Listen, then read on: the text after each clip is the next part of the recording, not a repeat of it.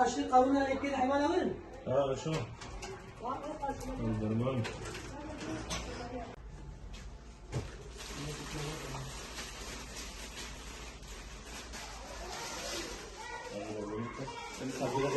Ekmeğe gelsin. Şunu söyledik. Burada şükürler ve racılar. Hangisini tercih ediyorsun? Ona herhalde 200 lira. 200 lira. Şöyle var. Kalemlik olursa getiriyorsun. İnşallah güle güle kullanırsın. Derslerine de çalışırsın. Tamam. Kalemlik olursa verirsin. Hadi hayırlı olsun. Al.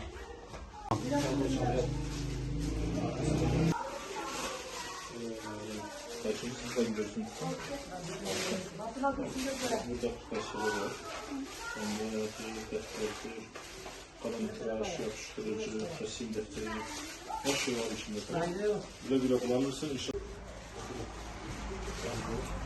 Hem işini yap, çeşit dersler var. Boya var, kalemler var, kalem tıraşı, yapıştırıcı, defterler, resim defteri tamam. أنا كي جا المحل حاجي؟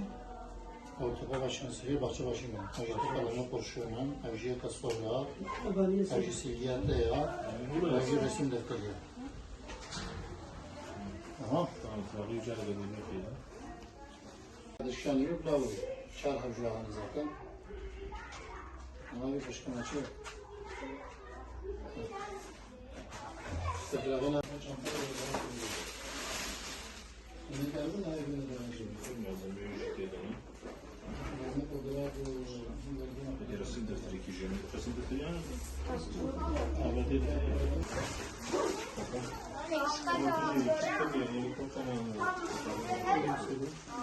Bismillahirrahmanirrahim. Dar Geçit Umut Kervanı olarak 2022-2023 eğitim öğretim yılının başlaması dolayısıyla onlarca yetim, fakir ve muhtaç çocuğa çanta ve kırtasiye yardımında bulunduk. Tabii bu yardımları hayırseverlerin destekleriyle biz gerçekleştirdik. Hayırseverlerimiz eğer daha fazla bize yardımda bulunmaya çalışsalar inşallah biz de daha fazla muhtaç çocuğa ulaşmaya çalışırız. Bu konuda bizlere yardım eden hayırseverlerden Allah razı olsun. Rabbim mallarına bereket versin. Ve bu evlatlarımızı da derslerinde, okul ve eğitim hayatında başarılı kılsın inşallah. Allah cümlenizden razı olsun.